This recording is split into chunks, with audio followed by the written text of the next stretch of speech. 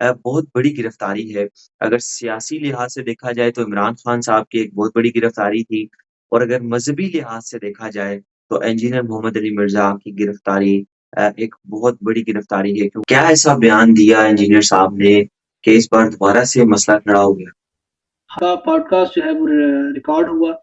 उसके अंदर और एक इनका और क्लिप था, दोनों के अंदर जो है वो ईसाइयों की तरफ मंसूब करके इसने बिलवास्ता सरकार पाक सल्लल्लाहु अलैहि वसल्लम आपकी तरफ दज्जाल का लफ्ज मंसूब किया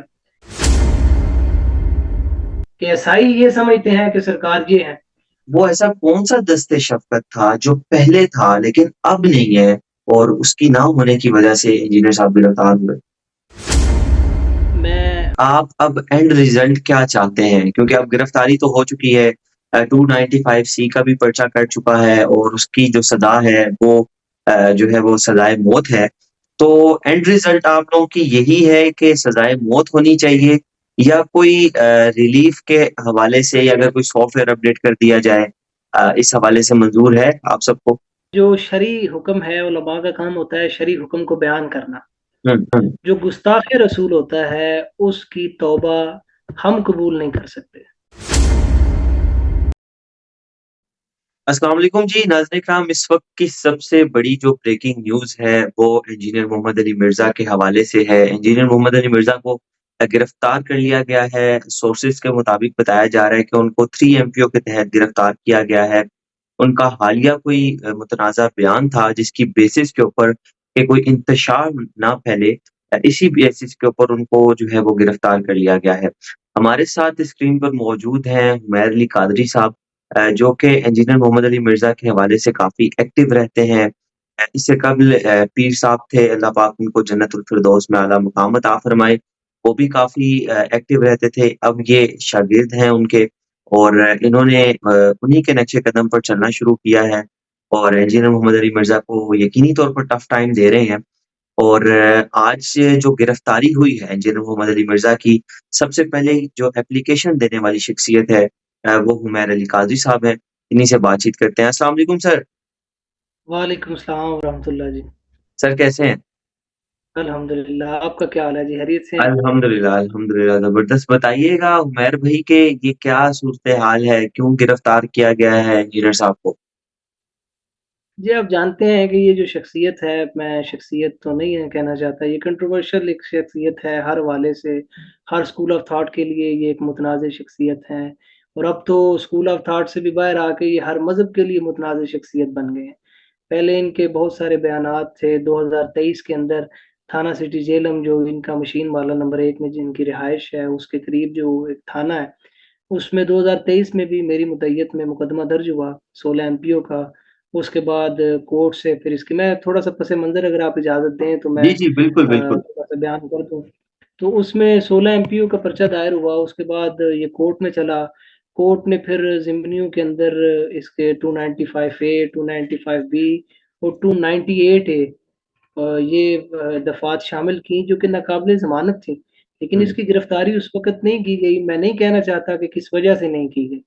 हुँ, और फिर उसके साथ-साथ इस पे जो है वो अदालत ने पीका 10 और पीका 11 उस वक़्त के जो कवानीन थे वो लागू किए। अभी तो बिल्कुल। आप जानते हैं कि एक नया पीका एक्ट आ चुका है जो कि हुँ, एक कानून की शक्ल इख्तियार कर गया है और जिसके तहत बहुत बड़ी गिरफ्तारियाँ भी की जा रही हैं और एक पूरा एक विंग भी बन गया है। तो उस वक़्त भी मुल्की हलकों में, दीनी हलकों में, मज़हबी हलकों में और हर शोबा ज़िंदगी से ताल्लुक़ रखने वाली शख्सियात में एक बहुत ज़्यादा जो है वो इंतशार की कैफ़ियत थी, इज़्तिराब की कैफ़ियत थी। जो इनके बयानात होते हैं या जो इनकी गुफ्तगू गैर ज़िम्मेदाराना गुफ्तगू होती है, जो मुल्क को अमन की राह से हटाने की एक मज़मूम कोशिश की जाती है, उसके हवाला से उलमा ने हमेशा ही ये कहा कि इसको जनाब लगाम डाली जाए। जब ये पनप रहा था अपने अपने इनिशियल डेज़ के अंदर था, तब से उलमा इसके पीछे लगे हुए हैं कि खुदारा इदारों से और इंतज़ामिया से कि इसको लगाम डाली जाए। लेकिन पता नहीं क्यों इसको डिले किया गया, इसको लेट किया गया, लेकिन देर आए दुरुस्त आए। अल्हम्दुलिल्लाह आज मैं बड़ी खुशी महसूस कर रहा हूँ ये आपको बताते हुए कि अल्लाह ने बड़ा करम फरमाया है अहले ईमान के लिए एक बड़ी बहुत बड़ी खुशखबरी। मैं अभी जेलम से आ रहा हूँ, अभी गुजरात में पहुँचा हूँ।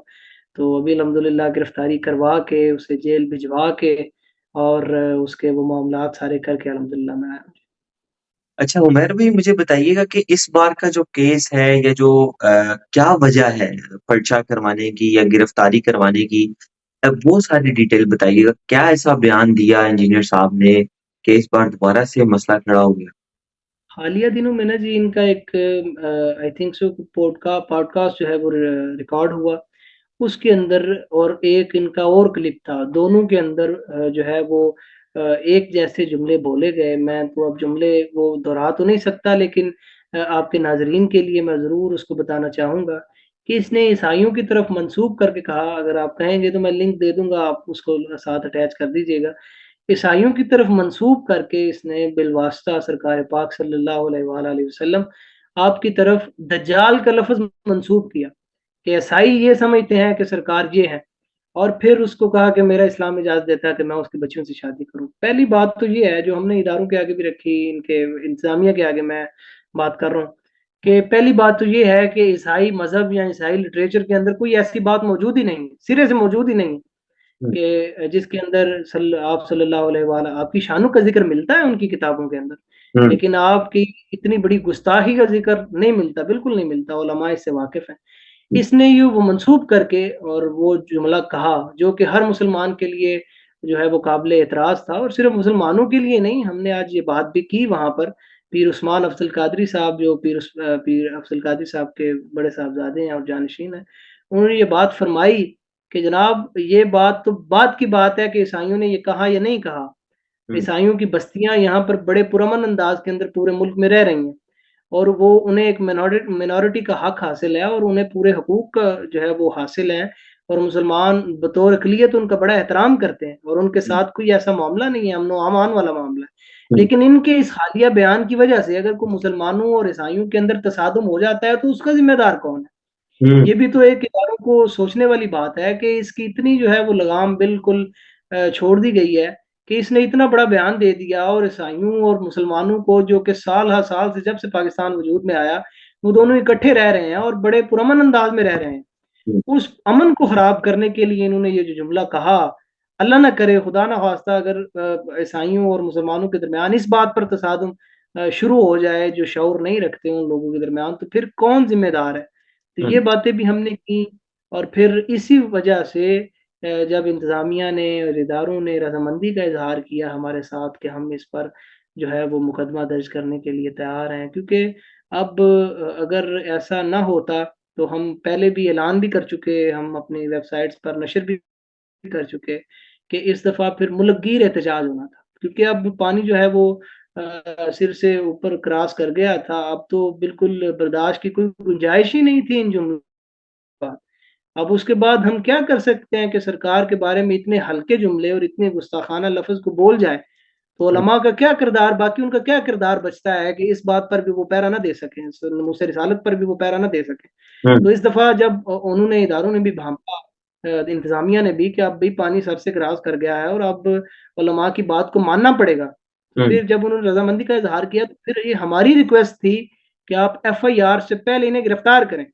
इन्हें सही। गिरफ्तार करें, क्योंकि गिरफ्तारी अगर बाद में हो, यानी एफआईआर पहले हो जाए, तो ये पहलू की तरफ भाग जाते हैं, भगोड़े हैं, बहुत बड़ा भगोड़ा है ये। हुँ, और ये पहले भी हमने एफआईआर करवाई है, 3-4 माह तो नज़र ही नहीं आया, स्लिप हो गया, पता नहीं किधर था किधर नहीं था।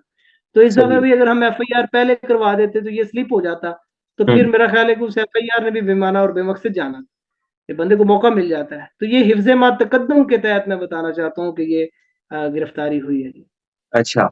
हुमैर भाई मुझे ये ज़रा कन्फर्म कीजिएगा कि ये जो आप जिस क्लिप का ज़िक्र कर रहे हैं, इसकी आपने पूरी वीडियो देखी है? क्योंकि अक्सर औक़ात हमने देखा है कि इंजीनियर साहब का क्योंकि एक क्लिप निकाल लिया जाता है और वो वाक़ई आउट ऑफ द कॉन्टेक्स्ट होता है, लेकिन अगर उसको पूरा देखा जाए, तो तब चीज़ की समझ आ जाती है। तो वो अक्सर औक़ात इंजीनियर साहब खुद ही अपने लेक्चर्स में इस चीज़ की एग्ज़ाम्पल भी देते हैं कि कुरान में लिखा हुआ है नमाज़ की तरफ मत जाओ।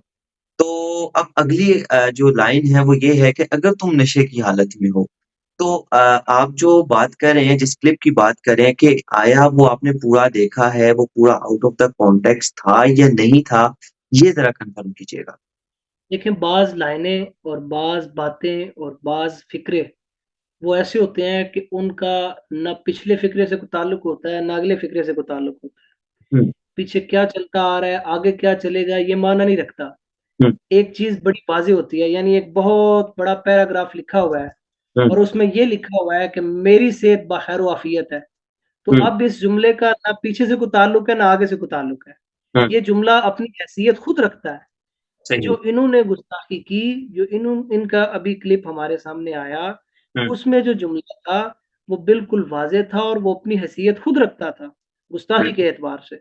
सही। उसका ना पहले से कोई ताल्लुक था, ना बाद से कोई ताल्लुक था। एक हुँ, सीधा-सीधी सिंपल लाइन थी कि मैं अब उसको नहीं बार-बार दोहराना चाहता, मैं ठीक है। दे दूँगा, आप याद हुँ, रखिएगा कि वो लाइन उसका ना पीछे से कोई ताल्लुक था, ना वो आगे से ताल्लुक था। अगर कतुब्रीद हो भी तो हुँ, फिर भी वो लाइन इनकी साबितशुदा है, उसका फोरेंसिक करवाया जाए, उसका जो भी करवाया जाए, हम उसके लिए तैयार हैं। कि सही है। वो लाइन इनकी बिल्कुल गुस्ताखी थी, बिल्कुल सिरी गुस्ताखी थी, इन्हीं के अल्फाज़ में, इन्हीं की लाइन में थी।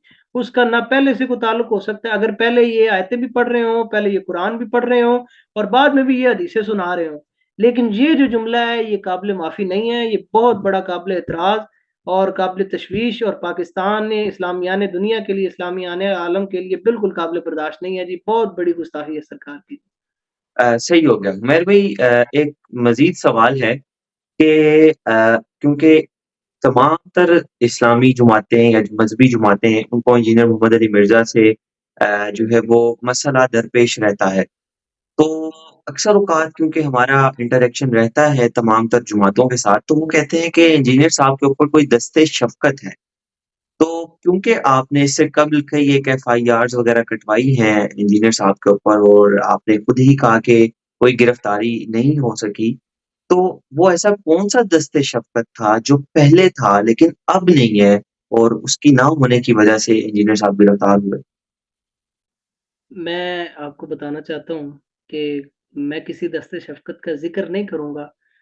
शायद इस वक़्त रात का ज़्यादा वक़्त है, मुनासिब भी नहीं है। तो मैं सिर्फ़ आपको इतना बताना कोई चाहूँगा ख़ास दस्ते कि शफ़क़त था? मैं अर्ज़ करता हूँ ना जी, मैं अर्ज़ करता हूँ। पहले जो इसकी चीज़ें थी, वो भी काबिल माफ़ी नहीं थी।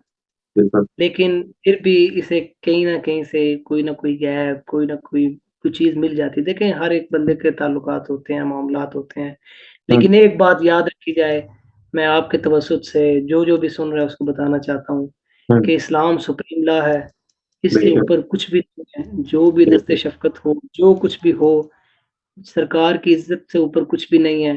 बेशक, आपकी इज़्ज़त से ऊपर कुछ भी नहीं है, इस्लाम से ऊपर कुछ भी नहीं है। बिल्कुल। जो भी इसकी हद को पामाल करेगा और बहुत आगे निकल जाएगा, हुँ, उसका कला-गमा किया जाएगा। उसको बिल्कुल जो है वो बर्दाश्त नहीं किया जाएगा। सही है। अब ये जिसने भी गुस्ताखी की है, मैं समझता हूँ कि जो भी दस्ते-शफ़क़त था, हुँ, उन्होंने ये भांपा कि जनाब ये तो अब मैंने पहले भी अर्ज़ किया है कि सर से पानी गुज़र गया है। हुँ, अब चीज़ को बर्दाश्त किया नहीं जा सकता, लेकिन मैं ये समझता हूँ, मेरी अपनी ये राय है और मैं ये समझता हूँ कि बिल्कुल ये कानूनी गिरफ्तारी थी और कानूनी जुरिस्डिक्शन के अंदर ही रहते हुए इसको गिरफ्तार किया गया और आइंदा भी इंशाअल्लाह आइंदा दिनों में आप देखेंगे कि जो इस पर मुकदमात दर्ज होंगे, उसको उसकी पूरी पूरी पैरवी की जाएगी और वो पूरा एक तसलसल के साथ एक जो भी रूल्स हैं, उनके मुताबिक इंशाअल्लाह प्रोसीड उसे किया जाएगा। अच्छा सियासी नज़रियात में दस्ते शफ़क़त को कहा जाता है खलाई मखलूक। क्या ये वही खलाई मखलूक है? मैं ज़रा नाज़रीन के लिए आसान चाहता हूँ कि नाज़रीन थोड़ा-सा समझ सकें। मैं सिर्फ़ आपको ये बता दिया ना, मैंने सिंपल लफ़्ज़ बोले कि मुझे ये लगता है कि इस वक़्त ये जो गिरफ्तारी हुई है, ये हुँ, बिल्कुल कानूनी हुई है। मैं पिछली बात नहीं करता, माज़ी में जाना नहीं चाहता। माज़ी में हुँ, हमने बहुत कुछ किया। पीर साहब किबला अल्लाह ताला उनको जन्नतुल फ़िरदौस में आला मकाम आमीन, अता आमीन। फ़रमाए, आला इल्लीन में जगह अता फ़रमाए। उनका बहुत बड़ा किरदार था। हमने गुजरात हुँ, से जो है वो एक पूरा मार्च निकाला इसके लिए, बिल्कुल। लेकिन वो गिरफ्तारी ना हो सकी, बावजूद गिरफ्तारी ना हो सकी। लेकिन इस वक़्त मैं इस मुकदमे पर और इस गिरफ्तारी पर अपने अपने तबसरे का इज़हार ज़रूर करूँगा कि ये बिल्कुल मुकम्मल तौर पर एक कानूनी गिरफ्तारी थी और मैं ये समझता हूँ कि ये शाकान रसूल का और उलमा का ये उनके उनके जज़्बात की अक्कासी थी, जो कि इंतज़ामिया ने, इदारों ने, सब ने मिलकर की है। अल्लाह ताला से दुआ करते हैं कि अल्लाह ताला अब इनको इसको मंतकी अंजाम तक पहुँचाने की तौफ़ीक अता फ़रमाए और इसका जो है वो कला कमा हो और ये जो 295 सी की सज़ा बनती है, जो कि सज़ाए मौत है, उस हुँ, तक ये पहुँचे। उसी से हमें मेरा खुशी अगला होगी, सवाल बिल्कुल उसी से यही हमारा था। दिल ठंडा होगा। मेरा अगला सवाल बिल्कुल यही है कि आप अब एंड रिजल्ट क्या चाहते हैं? क्योंकि अब गिरफ्तारी तो हो चुकी है, 295 सी का भी पर्चा कट चुका है और उसकी जो सज़ा है वो जो है वो सज़ाए मौत है। तो एंड रिजल्ट आप लोगों की यही है कि सज़ाए मौत होनी चाहिए या कोई रिलीफ के हवाले से या अगर कोई सॉफ्टवेयर अपडेट कर दिया जाए, इस हवाले से मंज़ूर है आप सबको?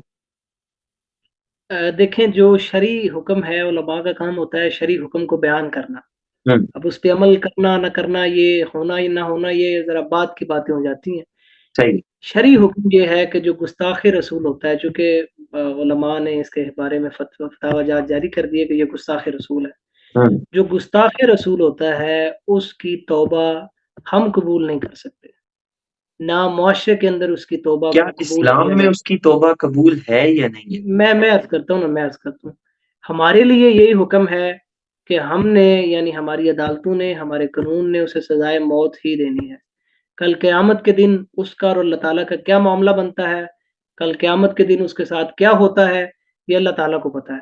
हुँ, दुनिया के अंदर हमें ये इजाज़त नहीं है, इस्लामी रूह से, इस्लामी पॉइंट ऑफ व्यू से दलाइल हैं, सबके पास हैं कि इस पे हमें हमें इजाज़त नहीं है, ना हमारी जुडिशरी को इजाज़त है, ना हमारे हुँ। जजेस को खुसूसी तौर पर इजाज़त है, ना हमारे कानून को इजाज़त है कि गुस्ताख़ी रसूल को दुनिया के अंदर माफ़ी दी जाए। इनका काम यही है कि उसे सज़ाए मौत दी जाए। बाद में अल्लाह ताला क़यामत के दिन उसके साथ क्या मामला करता है, ये अल्लाह ताला जानते हैं। मतलब एंड रिज़ल्ट आप लोग यही चाहते हैं कि सज़ाए मौत हो। जी, बिल्कुल, हर आशिक़ रसूल ये चाहता है, सिर्फ़ मैं नहीं चाहता, हर आशिक़ रसूल यही चाहता है। पूरे पाकिस्तान के अंदर सिर्फ़ सुन्नी स्कूल ऑफ थॉट नहीं, बाकी स्कूल ऑफ थॉट्स भी यही चाहते हैं कि इसे एंड रिज़ल्ट जो है वो सज़ाए मौत ही दी जाए चूँकि ये गुस्ताख़ी रसूल का मुर्तकिब हुआ है, इसने सरकार की शान में गुस्ताख़ी की है, तो इसके बारे में यही है जी उलमा का और आशिक़ान रसूल का यही मुतालबा है कि 295 सी का पर्चा कट जाए और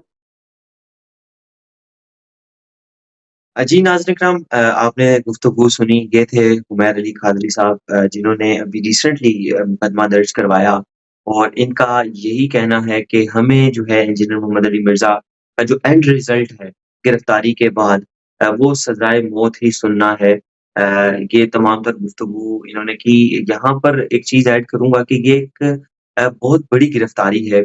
अगर सियासी लिहाज़ से देखा जाए तो इमरान खान साहब की एक बहुत बड़ी गिरफ्तारी थी।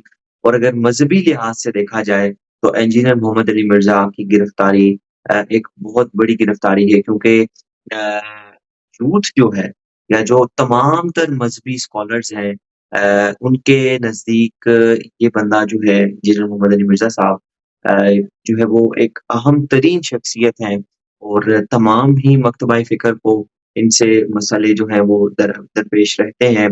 और यूथ की जो है नौजवानों की एक बड़ी तादाद इंजीनियर साहब को सुनती भी है, उनको फ़ॉलो भी करती है।